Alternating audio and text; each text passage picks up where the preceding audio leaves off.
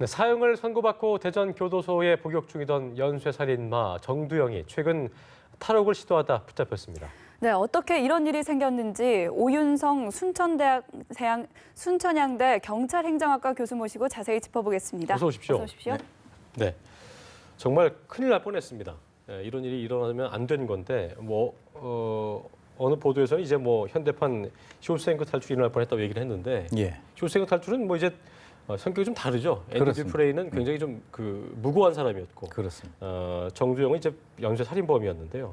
일단 정두영이 누군지 모르고 계실 시청자분들이 계실 것 같기 때문에요. 교수님께서 먼저 짚어주시죠. 어떤 혐의로 복역 중인지 좀 짚어주시죠. 예, 이 정두영은 1999년 6월 달부터 2000년 4월까지 부산, 경남, 대전 그리고 이제 천안을 돌아다니면서 23건의 강도 살인을 해왔고요. 9명을 살해하고 약 10여 명을 상해한 혐의로 사형을 선고받고 상고를 포기하고 대전 교도소에서 복역 중이었는데 이 정은 평상시에 이제 전혀 범죄성을 알아차리지 못하는 그런 어떤 이중 성격자로서 이 키도 163이기 때문에 상당히 열등감이 많고요. 어떤 그 피해자의 반항이 있으면은 그것을 전혀 살해 충동을 억제하지 못하고 살해하는 그런 특성을 가지고 있었어요. 그래서 이제 어떻게 보면은 이제 금품을 훔치다가 만약에 들키게 되면 흉기나 둔기로 잔혹하게 살해해서 결국은 이제 살해 과정에서 내 속에 악마가 있다라고 하는 그 얘기를 함으로써 당시에 상당히 충격을 줬던 그런 사건이죠. 그렇군요. 네, 이 사형수가 사다리를 이용해서 탈옥을 시도했다고 합니다. 어떻게 이런 일이 일어났는지 그 상황 좀 설명해 주시죠. 저는 상식적으로 이게 참 이해가 안 되던데요. 교수님께서 어떻게 보셨는지 일단 말씀 좀 해주시죠. 지금 이제 지난달 초에 정 씨가 교도소 작업장 내에서 만든 그 사다리가 길이가 한 4m 정도 되는데요. 이것을 가지고 삼중 구조로 교도소가 되어 있는데 저 그림이 나오네요 지금. 네, 그렇습니다. 제일 먼저 있는 철조망이 있는 1차 담벼락은 모포를 이용을 해서 넘었고요. 그리고 이제 감지 센서가 설치된 두 번째 담을 넘다가 감지 센서가 작동이 됐습니다.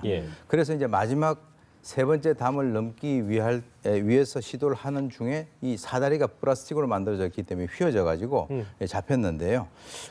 그런 걸 만들 때 이 교도소 측에서는 미리 알아차리지를 못한 것 같습니다. 이게 근데 알아차리지 못한다는 게 좀 이해가 안 가는 게 작업장에서 감독관들이 보고 있잖아요, 교도관들이.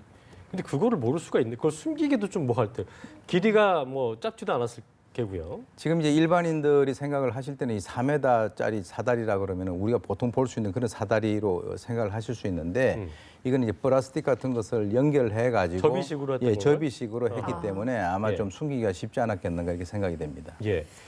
세 개의 담장이 있다고 했습니다. 두 번째 담장을 넘을 때까지는 교도관들이 몰랐다고 했고 세 번째 담장을 넘을 때 걸리게 된 건데 센서 없었으면 탈옥했겠네요.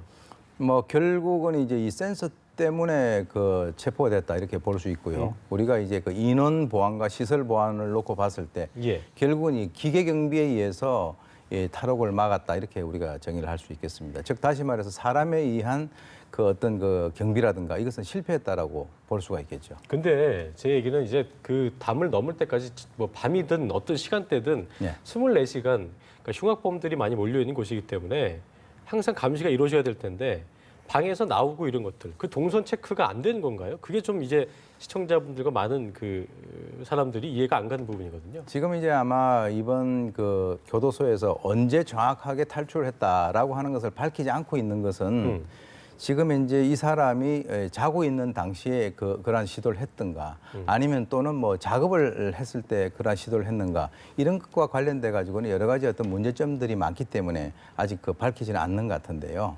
지금 적어도 이제 몸을 검사하는 검신과 방을 검사하는 이 검방이라고 하는 것이 있습니다. 근데 이런 과정에서는 아마 문제가 되지 않았던 것이 이 정두영이가 그것을 안에 들고 들어가지 않았을 것으로 추정이 되고요. 그래서 방에서 작업하는 것이 힘드니까 야외 그쪽에다가 이제 만들어 놓고 자기가 작업을 할 때마다 그렇게 했었을 텐데 중요한 것은 그 당시에 작업을 하는 것을 또 관리 감독하는 교도관들이 있거든요. 과연 그 사람들이 봤을 때 이 작업이라고 하는 것이 이제 교도소 내에서 하는 여러 가지 어떤 위탁 사업 중에서 특히 이번 같은 경우는 이제 자동차 부품과 연관된 그런 것을 작업을 하는데 좀 이상한 것을 만들면 그걸 봤어야 되지 않는가라고 하는 그런 생각이 듭니다. 예. 네, 뭐 방금도 말씀해 주셨지만 또 교도소 내 성범죄도 많고요. 또 이번 예. 사건에서도 보여줬듯이 이 사형수 관리 문제가 참 허술하다. 그래서 교도소 매뉴얼 점검 필요하다는 지적도 나오고 있거든요. 어떻게 보십니까? 사실 이제 교도소 내에서 이런 여러 가지 그 개호 관계되는 문제는 아까 보도 나왔습니다만 네. 유영철 같은 경우도 음란물을 들어올려다가 문제가 됐었고요. 예. 지금 이제 개호 업무 규칙이라고 하는 그런 그 시설 내에 매뉴얼은 존재를 하고 있습니다. 그런데 중요한 것은 이런 어떤 그 매뉴얼도 매뉴얼이지만은 제일 중요한 것은 그 관리를 하는 사람들의 어떤 그 근무 자세. 네. 또 이번에 이제 그 또 물리적으로 좀 문제가 되는 것은 지금까지 그 교도 경비대라고 해가지고 군 복무를 교도소 내에서 하던 그 제도가 없어져 버렸거든요. 그 이전까지는 그 외부에 대한 어떤 그 경비는 교도 경비대에서 했고 내부에 대한 것은 교정 공무원들이 해왔는데 그 제도가 없어짐으로써 아마 이제 그 두 개를 모두 다 이제 그 맡아야 되는 그런 상황이 온 여러 가지 어떤 그 후유증이라든가 이런 것을 우리가 추정을 할 수 있는데요. 제일 예. 중요한 것은 아까 말씀하신 대로 그 관리하는 그 교도관들이 정말 그 정신을 차리고 제대로 봐야 되는 그것 때문에 교도관들이 존재를 하는 거 아니겠습니까? 예, 예. 이거는 뭐 좀 영화 같은 얘기합니다만 이제 아까 쇼생크 탈출 영화 보셨죠? 예, 교수님? 그렇습니다. 거기서 보면 이제 앤디가 주인공이 그 간수장의 어떤 세금 면제 같은 걸 좀 도와주면서 본인이 좀 이제 어떤 그 탈출을 하는 데 있어서 하기 위한 도움을 뭐 받기 준비를 하는데 네, 그렇습니다. 그러니까 교도소의 어떤 교도관들이나 아까 얘기하셨지만 사다리를 만드는 과정을 과연 그 교도관들이 몰랐을 것인가? 그러니까 서로 눈을 좀 감아주고 뭐 그런 것들, 그런 좀 저희가 알 수 없는 비공식적인 것들, 이런 어떤 비리가 또 이루어지고 있지 않겠습니까? 뭐 지금 이번 예. 사건 같은 경우는 이제 저희가 뭐 이 사형수의 어떻게 보면은 그 탈옥 사건이기 때문에 예, 굉장히 극적인 그런 그 사건인데요. 지금까지 뭐 여러 가지 문제가 있을 때마다 그 교도관들이 조금씩 이렇게 그 뭔가 관여를 했던 그런 어떤 그 조짐들이 있는데 뭐 이번 같은 경우는 그런 것들이 없었으면 하는 그런 마음입니다. 예, 그런 마음이지만 그럴 가능성도 배제할 수는 없다라고 볼 수 있겠죠? 예, 그렇습니다. 알겠습니다. 네, 정두영은 9명을 연쇄살해한 흉악범의 사형수입니다. 네. 다행히도 지금 잡혔지만 만약 탈출에 성공했다면 무슨 일이 생겼을까 정말 끔찍하거든요. 지금 이제 그 일단 만약에 성공을 했다면 우리가 하나의 어떤 예를 들 수 있는 것이 신창원 사건 같은 경우를 예를 들 수가 누군가 있습니다. 인지를 잡았을 수 있겠고요. 네, 그렇습니다. 네. 그래서 이제 이 사형수라고 하는 것은 네. 뭐 더 이상 뭐 자기가 손해 볼 것이 없기 때문에 만약에 탈옥에 성공을 했다면 그 궁지에 몰리다가는 어떤 그 무고한 시민들을 인질을 삼아 가지고 뭐 인지극을 벌였을 수 있는 그런 가능성도 있고요. 예. 이번에 정말 다행스럽게 그 센스가 올려 가지고 미연에 방지는 됐습니다만은 정말 그 만약에 성공을 했다면 아마 전국이 또 하나의 어떤 커다란 이슈로 떠들썩해지지 않았겠는가 이렇게 생각이 듭니다. 정말 다행이라는 생각이 다시 한번 들고요. 아까 제가 이제 시작 전에 교수님과도 얘기를 잠깐 나눴습니다만 사형 선고를 받았고 물론 인권을 얘기하는 부분 때문에 이게 사형 집행 자체가 이제 이루어지지 않고 있는 건데요. 이런 사건들 때문에 이제 사형 집행이 흉악범들에 대한 사형 집행이 좀 이루어져야 되지 않겠냐. 뭐 그런 의견도 많이 좀 또 나오고 있더라고요. 어떻게 보고 계십니까, 교수님께서는? 지금 이제 저희 나라 같은 경우는 97년도 12월 말에 이제 사형수 23명에 대한 집행을 하고 난 이후부터는 지금까지 사형이 20년 됐네요, 이제. 그렇죠? 예, 집행이 이루어지지 않고 있습니다. 그 이유는 이제 국제 엠네스티에서는 사형을 10년 이상 집행하지 않은 국가를 대상으로 해서 사형제 폐지국으로 분류를 하고 있는데 네. 이 사회 현상을 보게 되면은 왜 사형을 시키지 않느냐라고 이제 주장하시는 분들도 많고 또 현실적으로 이 흉악범들이 사형을 당하지 않는다라고 생각을 하는 순간부터 상당히 뻔뻔해지는 그런 경우가 많습니다. 네. 이번 같은 경우는 정두영이 체포되고 난 뒤에 어떤 카메라를 보는 그 눈빛을 아마 보신 국민들이 계셨을 텐데요. 지금 이제 그 이 사형 폐지에 대한 그런 여러 가지 그 여론들이 상당히 팽팽한 그런 상황입니다. 예. 네, 이번에 탈옥을 하다가 실패했는데 또다시 시도할 가능성은 배제할 수 없겠죠. 예, 그렇습니다. 왜 그러냐면은 이제 그 안쪽에 있는 사람들, 즉 교도소 안에 있는 사람들이 모든 노망은 자관 밖을 나가고 싶어 하는 거예요. 네. 그래서 이제 이 사형수 같은 경우에 이번에 한번 시도를 했는데 그 마음속에 가능성은 있겠지만은 이 사건 이후에 아마 교정 당국이 특별 관리를 하게 될 것이니까 거의 불가능에 가깝다 이렇게 생각이 듭니다. 네. 보통 그 사면 받아가지고 안에서 교화되는 경우도 있고, 그러니까 물론 이제 사형수 같은 경우는 이제 뒤집어질 수가 없는 거죠, 그건요. 그렇습니다. 사형수가 이제 다시 하지만 그래도 이제 뭐 암에서 참여를 한 경우도 있고 달라진 경우도 있을 거라고 저는 생각을 합니다만 어쨌든 또 탈출을 하려고 했다는 거는 좋은 마음은 아니었을 거란 얘기죠. 그러니까 사형수니까 뭐 아까 말씀하신 대로 이판사판 그냥 막 나가자 이런 마음이었을 어떤 심리였을까요?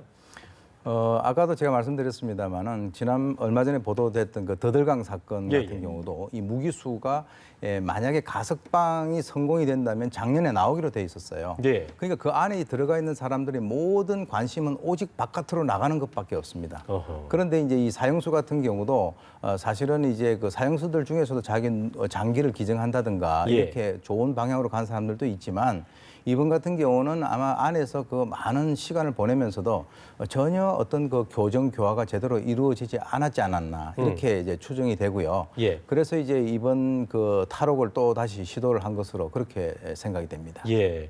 과거에 이제 신창원 씨가 900여일 넘게 도주하기도 했고요. 결국 다 잡히긴 했습니다만 과거 사례 좀 짚어주실까요? 예. 사실 이제 그 신창원 같은 경우도 지금 그 한 그 900일 정도 이상 그 당시에 이제 그 탈출을 했고요. 예. 그 과정에서 심지어는 하도 그 많은 그 경찰관들의 그 징계를 그 유발을 했기 때문에 그 당시에 그 자기 관할 내에 등장을 했다 그러면은 경찰청 인사과장이 떴다라고 경찰관들이 그 농담을 할 그럴 정도였어요. 네. 그런데 이제 실제로 또 어떤 그 부정적인 그 영향은 이렇게 신창원이 경찰들을 따돌리고 도주를 하는 그 과정에서 많은 그 젊은 사람들이 상당히 영웅시하는 그런 어떤 그 경향도 있었다라고 하는 것이고요. 또 이제 그 사람을 잡기 위해서 치안이 그쪽으로 집중을 하다 보니까 다른 집중을 해야 될 그 치안에 있어서의 어떤 공백이라든가 예. 또는 국가 예산의 낭비라든가 아주 그 심각한 그런 어떤 그 부작용을 초래를 했던 거로 알고 있습니다. 예. 아무튼 저희가 걱정되는 건 추가 인명 피해의 부분이기 때문에 이런 부분들이 굉장히 좀 잘 이루어져야 될 텐데 끝으로 흉악범 관리들 특히 이런 뭐 연쇄살인범들 이런 사람들에 대한 대책이 좀 더 개선돼야 할 것 같습니다. 실질적으로 어떻게 좀 정부가 이런 방향을 좀 고쳐 나가야 될까요? 지금 이제 이번 기회가 어떻게 보면 위기가 호기라고 저는 봅니다. 그렇습니까? 예, 예. 지금 이제 사형수가 탈옥을 시도했다라고 하는 그 자체는 대단히 충격적인 일이긴 하지만 네네. 실제로 이런 일들이 이제 그 막상 그 현실화되기 전에 미연에 방지가 됐다라고 하는 것은 그래도 불행 중 다행이라고 보고요.